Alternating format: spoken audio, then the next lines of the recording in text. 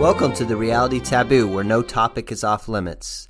It's March 30th, 2024. I'm Jeff. Joining me is my co-host, Ness. We're going to jump right into topic one. On March 14th, 2024, Senator Chuck Schumer gave a speech on the floor of the Senate discussing a two-state solution for Israel and Palestinians. So I'm going to read a few. I read the whole speech, and I'm going to read a few excerpts that I found particularly notable. So this is Chuck Schumer's speech, March 14th, 2024. Many of my family members were killed by Nazis in the Holocaust. What horrifies so many Jews especially is our sense that Israel is falling short of upholding these distinctly Jewish values that we hold so dear. We must be better than our enemies, lest we become them. Israel cannot survive if it becomes a pariah. The only real and sustainable solution to this decades-old conflict is a negotiated two-state solution. A demilitarized Palestinian state living side by side with Israel in equal measures of peace, security, prosperity, dignity, and mutual recognition. We should not be forced into a position of unequivocally supporting the actions of an Israeli government that includes bigots who reject the idea of a Palestinian state. Israel is a democracy. It is long-standing American policy to support democracy overseas, but in this hypothetical single state, democracy could cost Israeli Jews their safety if extremists were to take control of this new state of affairs to ultimately achieve their true aim, the violent expulsion of Jews from the Holy Land. At this critical juncture, I believe a new election is the only way to allow for a healthy and open decision-making process about the future of Israel, at a time when so many Israelis have lost their confidence in the vision and direction of their government. If Prime Minister Netanyahu's current coalition remains in power after the war begins to wind down and continues to pursue dangerous and inflammatory policies that test existing U.S. standards for assistance, then the United States will have no choice but to play a more active role in shaping Israeli policy by using our leverage to change the present course. The United States bond with Israel is unbreakable, but if extremists continue to unduly influence Israeli policy, then the administration should use the tools at its disposal to make sure our support for Israel is aligned with our broader goal of achieving long-term peace and stability in the region. History will look back on what we do here. Are we prepared together to have the courage to make an all-out push to bring about peace once and for all? To bring to this conflict what the Reverend Dr. Martin Luther King Jr. called the, quote, fierce urgency of now, to end the cycles of tragedy and pain? In Scripture, we read about how God created the world from an infinite void, that out of the greatest darkness can come the greatest light.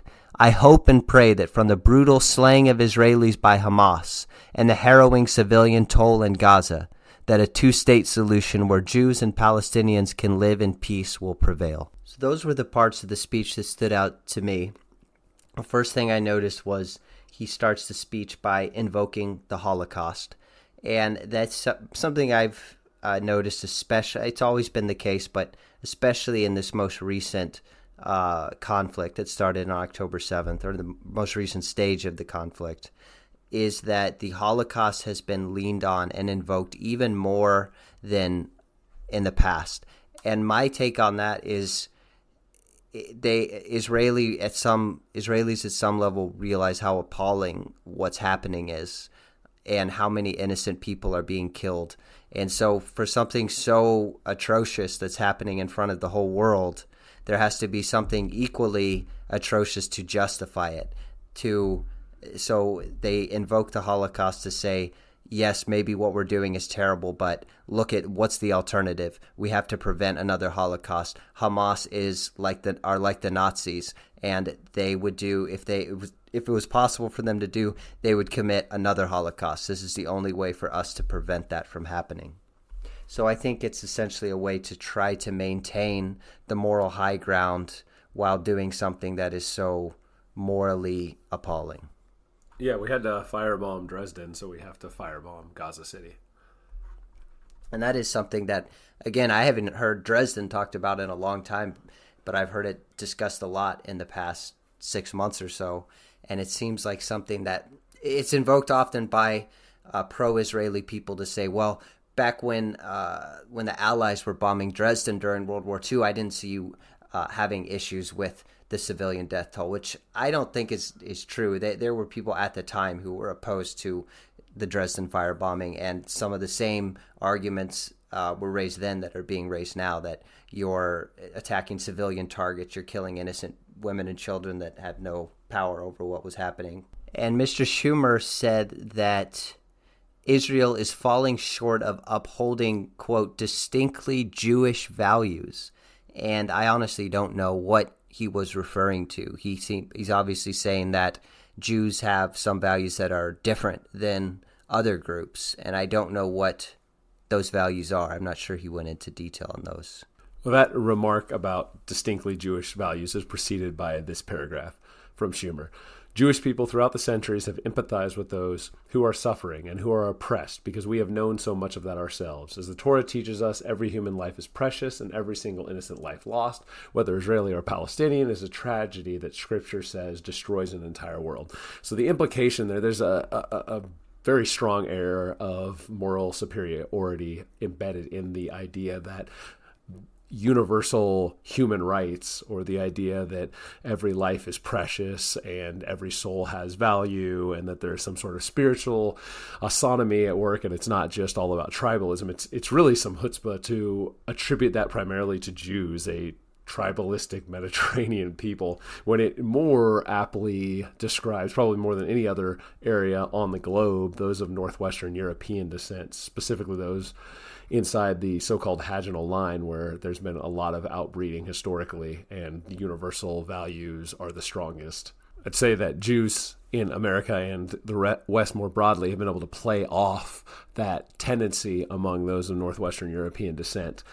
Appealing to that universalism has purchase with Europeans, but it is, and it resonates with Europeans. It's not distinctly Jewish at all.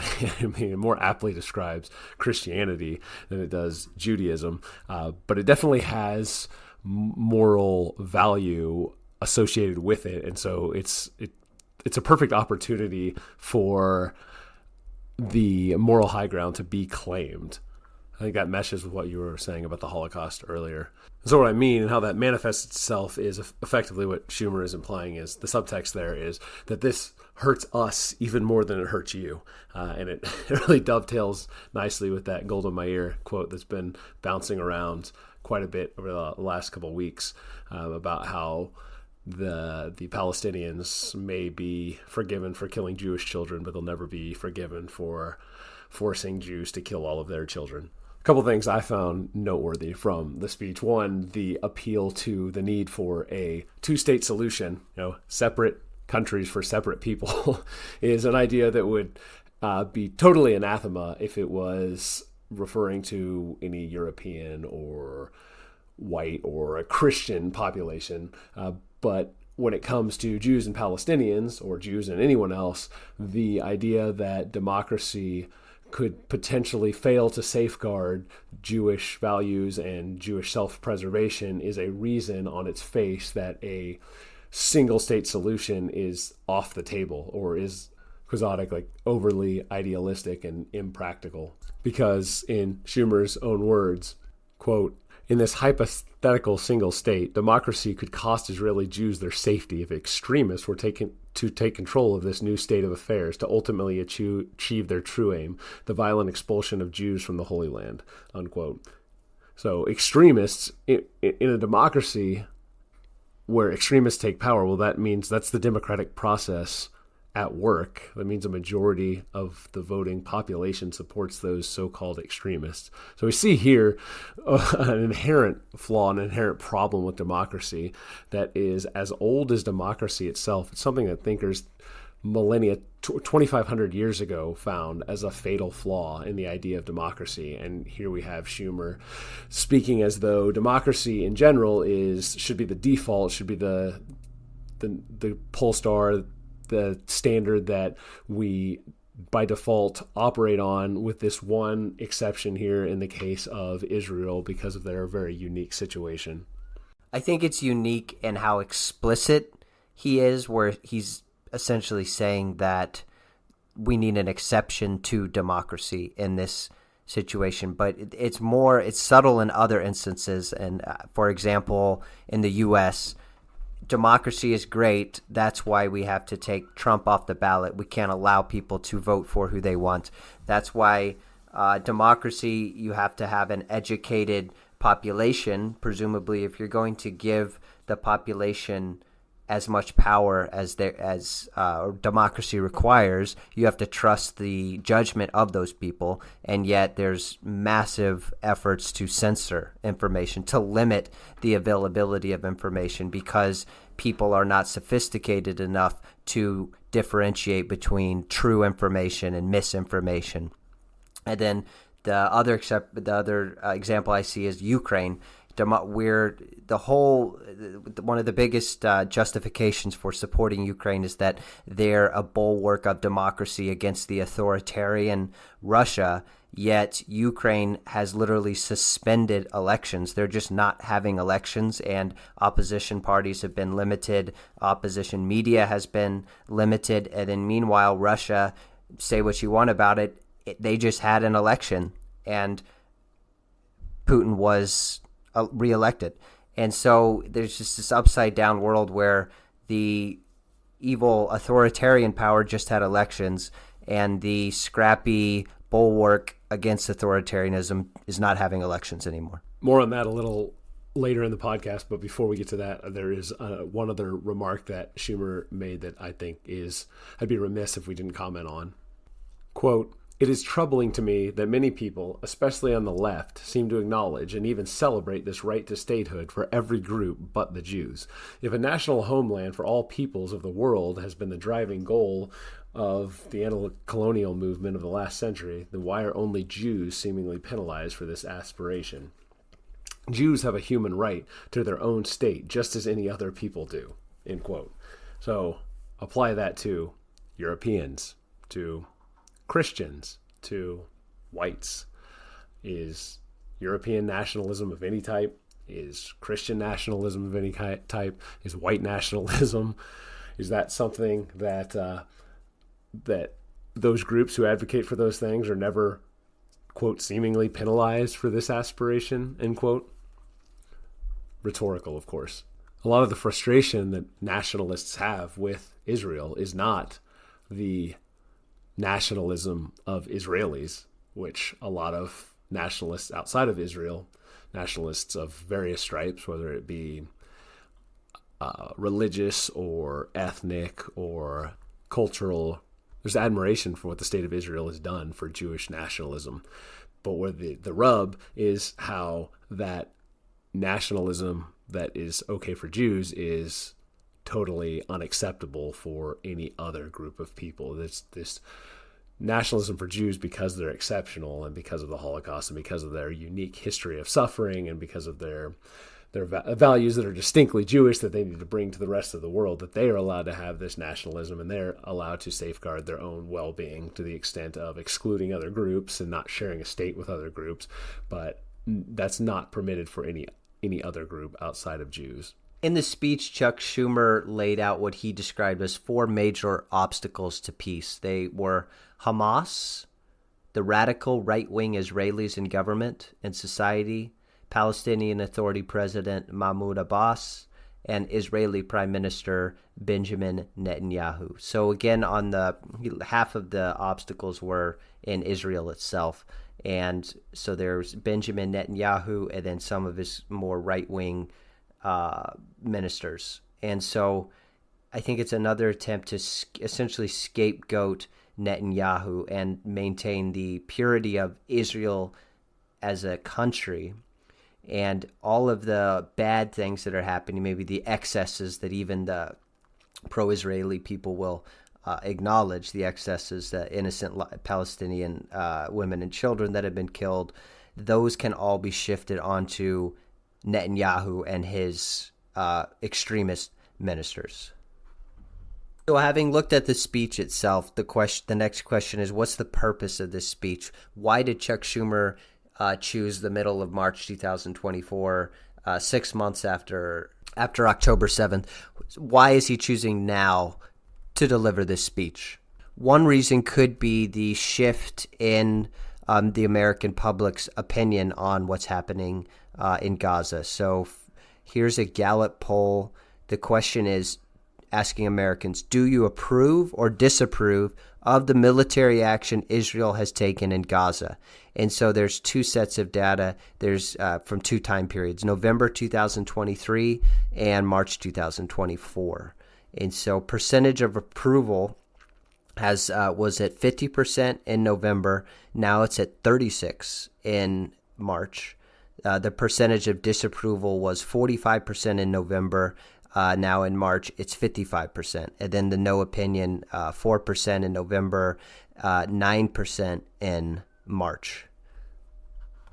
So that's a net swing of about 20 points in the direction of disapproval. That seems significant to me. What do you think, Ness? What we're seeing play out here is a pattern that is worth recognizing because it repeats itself over and over and over again in the Western world. In the case of the United States, in an American context, it is that America and Americans love the U.S. military, but hates what the U.S. military does. So we do Vietnam, and for the first couple of years, it's popular. It has a lot of support, and then the country turns sour against it. It happens in Iraq, in Afghanistan. These military actions at first have popularity, then the country turns against the action, wants to blame a few people here and there, a couple of scapegoats for the action, punish them or not punish them, hate them. If that's the only punishment that's meted out, then that is often punishment sufficient enough so that the public can go back to loving the institution that engaged in the unfortunately negative action. And so that's what we're seeing here. Before I go any further, let's take a second to look at a poll from this month asking Americans about their opinions of Israel and Palestine in terms of which country and group of people is friendly and allied to the United States and which is an enemy of the United States. In the case of Israel, 67% of respondents classify Israel as either an ally or friendly towards the United States, and just 14% view it unfriendly or as an enemy.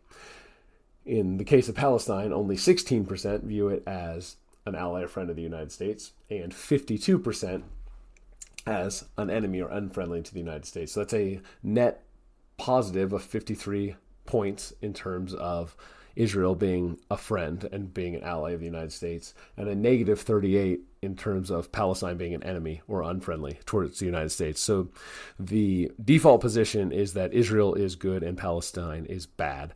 This action now that is taking place in Gaza that's being perpetrated by Israel is unsavory, and there's starting to be a souring of it domestically. And so what always happens in these cases, just like when the U.S. military engages in these regime change operations, wars of choice overseas, is that there comes a point where the inherent goodwill burns itself out and the tank needs to be recharged for that goodwill to reset so that further actions can be taken. And that's where we're beginning to approach with the Israeli action in Palestine. What that effectively means is that the window of opportunity is beginning to close in terms of what Israel can do to remain in the good graces of the United States without there being real consequences to Israel's desired actions. That's what Chuck Schumer is doing. That's the role he's playing here, is to make it clear that the time is starting to run out, and so decisive action needs to be taken in the next couple of months, because he can only buy so much time before he'll have to do something substantial if the intent is not to risk that general consensus among Americans that Israel is good and Palestine is bad. And the way to facilitate that will be to allow Israel to continue to fund Israel and provide the weapons and the go-ahead for Israel to do whatever it needs to do, with the implicit understanding that the negative fallout is going to be blamed on the outgoing Netanyahu government. He's in many ways the perfect scapegoat because he is sort of a caricature of a militaristic, a warmonger, psychopath, and he's not very popular inside of Israel. He's not very popular in America. He really doesn't have very many friends anywhere, and he has a lot of enemies. And so his downfall will be the perfect transition to reset that sentiment that Americans have towards Israel. So this, again, in totality, serves as a warning to Israel that they've got a few months to really push forward with what it is that they need to get done. If Rafah is still around and hasn't been turned into a crater in 3 or 4 months, then it may be around in perpetuity. That is the subtext of what Schumer is saying to Israel and the Netanyahu government. Ness, so if I understand you correctly, the purpose of this Chuck Schumer speech was to say the optics are starting to turn against Israel. Netanyahu, if you want to go into Rafah, you need to go now, and essentially giving him the green light to go ahead with the operation in Rafah, but you need to do it now. Yeah, to go with that analogy, I would characterize Schumer as putting up a yellow light at, like, imagine you're at an intersection and you're trying to make it through the intersection and the light just turned yellow. What do? You slam on the accelerator to get through because pretty soon the light's going to be red for a time so that traffic can reset before you get the green light again to do whatever you believe that Israel needs to do to take care of itself. So we saw Schumer allude to democracy as effectively, it's like a proxy or a synonym for good, and anything that's anti-democratic is bad. And that is rhetorically effective because that is how Americans perceive democracy. It is a synonym for good. It has very little, if anything, to do with actual democratic practices. And to illustrate that point, from the same survey done in March by The Economist and YouGov that was alluded to just a few minutes ago, we have a set of questions on several different countries, foreign countries, and whether or not they are democracies. The first one, Russia, we have among Americans just 4% of Americans saying that Russia is primarily a democracy, with 80% saying that it's not, despite the fact that we just had national elections that were apparently free and fair and matched up extraordinarily well with what outside, not just domestic, but outside polling institutions that ran polls on what the results would be. The results as they came out were strikingly similar to those.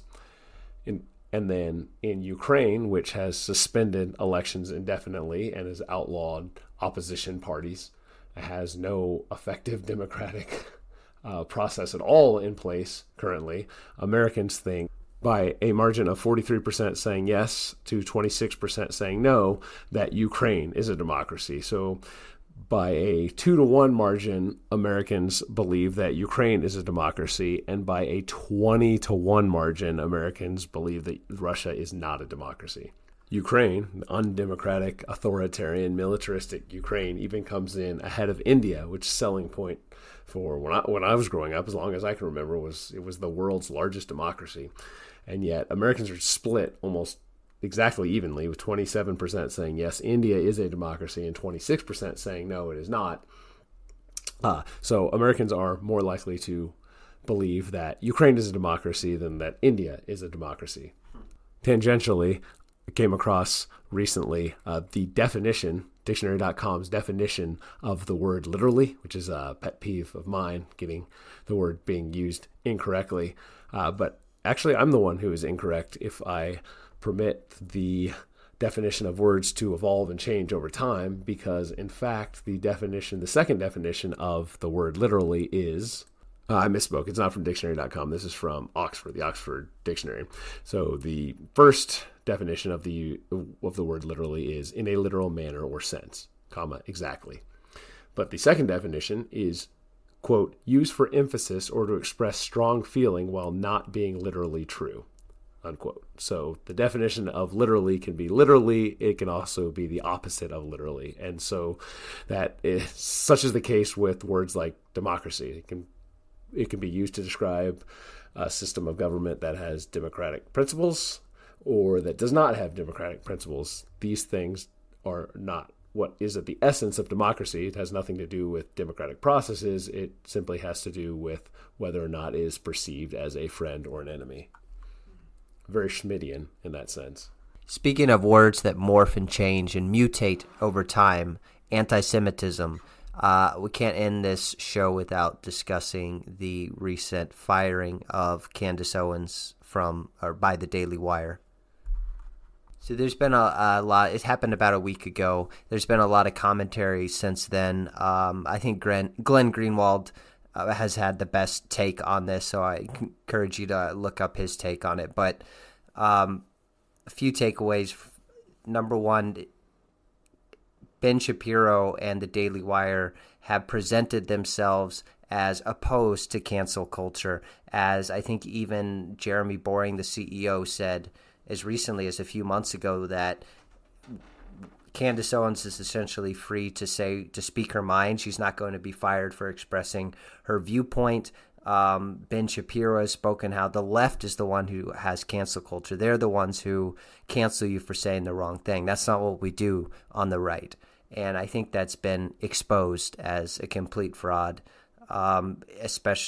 particularly when it comes to Israel. There is only one correct perspective to have on Israel-Hamas, and that is Israel is good, Palestine is bad, and Candace Owens found that out the hard way. She has been, I would say, mildly pushing back against some of the extreme pro-Israeli rhetoric that people like Ben Shapiro have been expressing.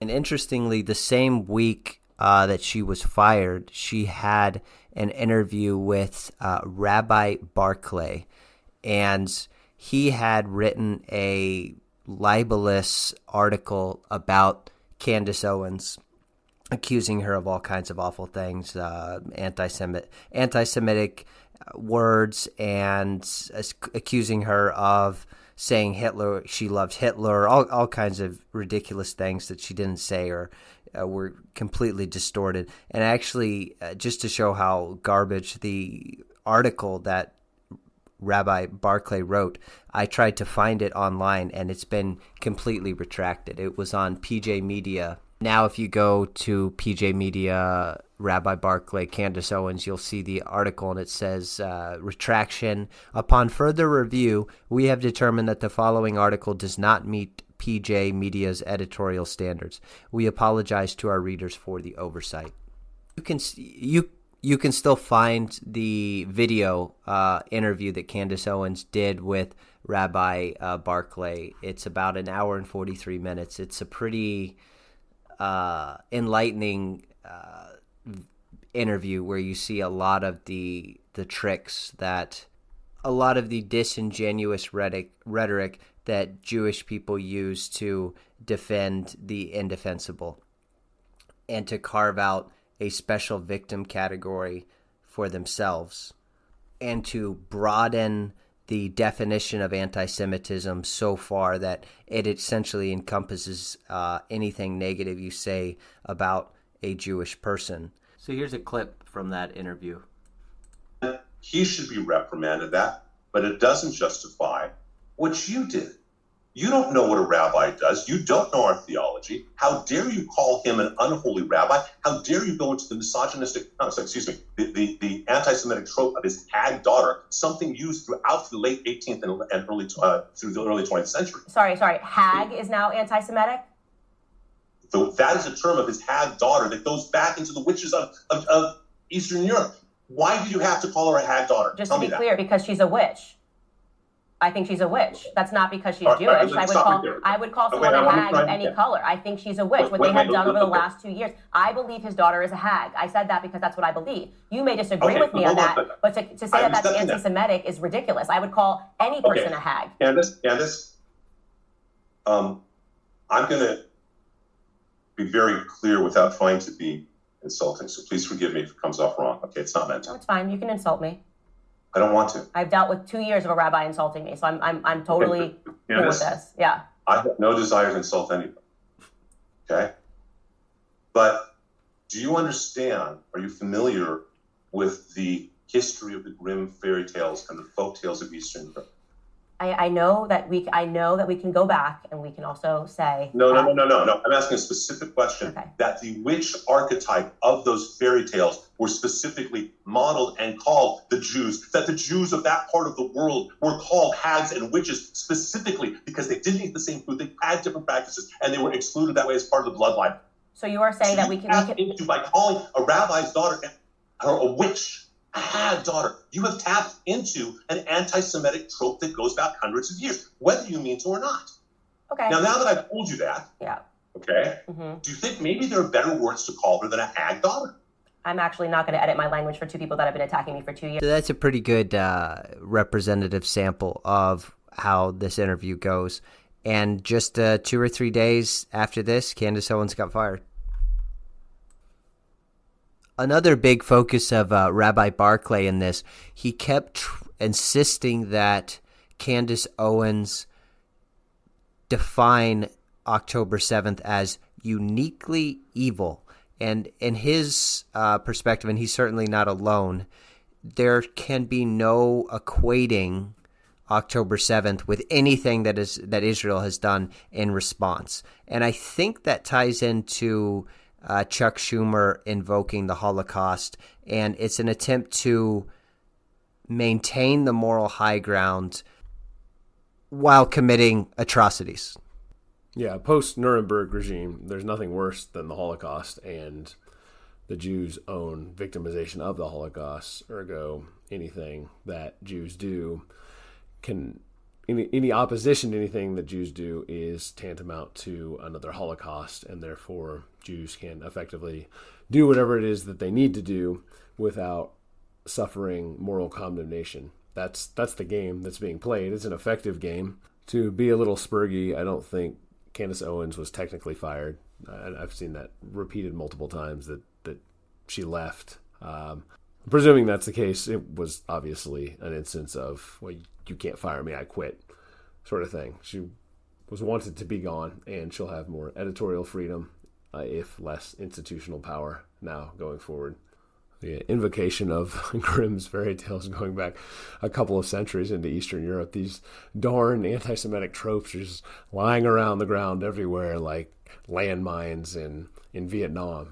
You just step one direction or step another direction, and you step on one and blow it up. It's really something how much similarity these tropes seem to have with behaviors that manifest themselves in the real world. Almost as if they don't exist just because Gentiles have an irrational hatred for Jews, or that all non-Jews have this irrational and seemingly demonic desire to hate Jews, but that there might be something else that's causing them to react so similarly over decades and centuries and millennia in the past, all the way from John Chrysostom to the Grimm fairy tales, the Grimm brothers, and everything in between, and now all the way up to Candace Owens today.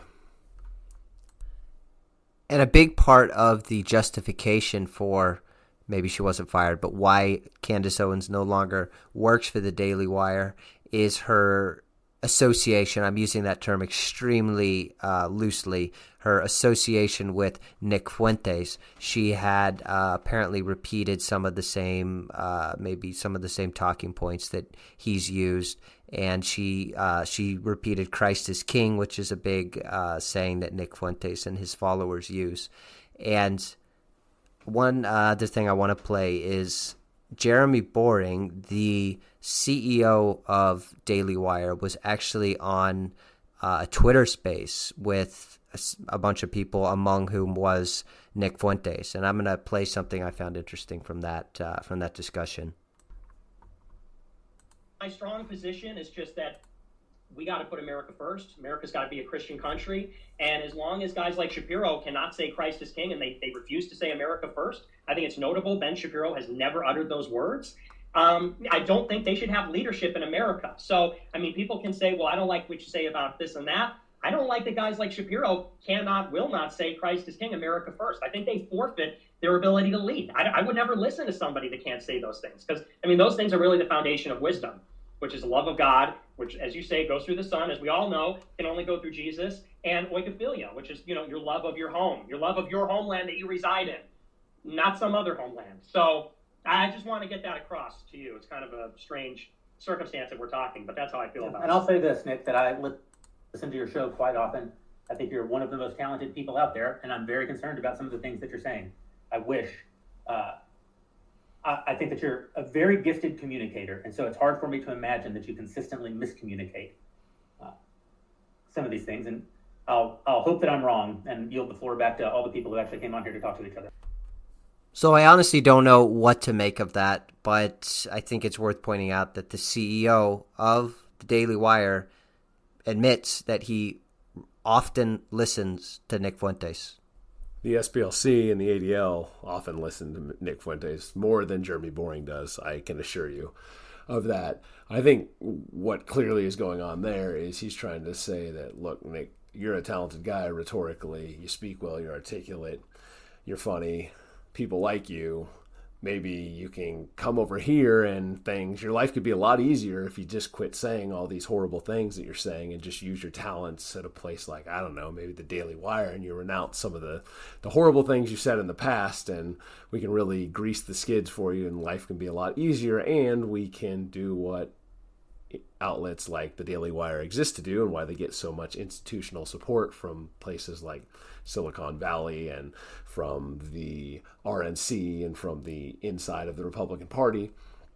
And we can neutralize you, we can neuter you, and we can dissipate the energy that you've tapped into among the deplorable sets. That is the process that repeats over and over and over again. You get someone who organically gets some following from populist, politically incorrect, sort of cultural insurgency. He taps into that energy, gains some following from that organically without any institutional power, and then you buy them out and the energy dissipates and they become disorganized. And it's often at the time when the organization really is starting to get some feet under it and get some structure that this happens, and then the legs are cut out from underneath it, it collapses, the energy all dissipates, goes in a bunch of different directions for a time, and then eventually that energy that still exists out there finds a new focal point and the process repeats itself. And so I think that's what Jeremy Boring's function is here. I don't think there's any reason to believe that he's some sort of cryptic America First groiper. All right, we'll wrap it up there. Thanks for listening to the Reality Taboo. Talk to you next time.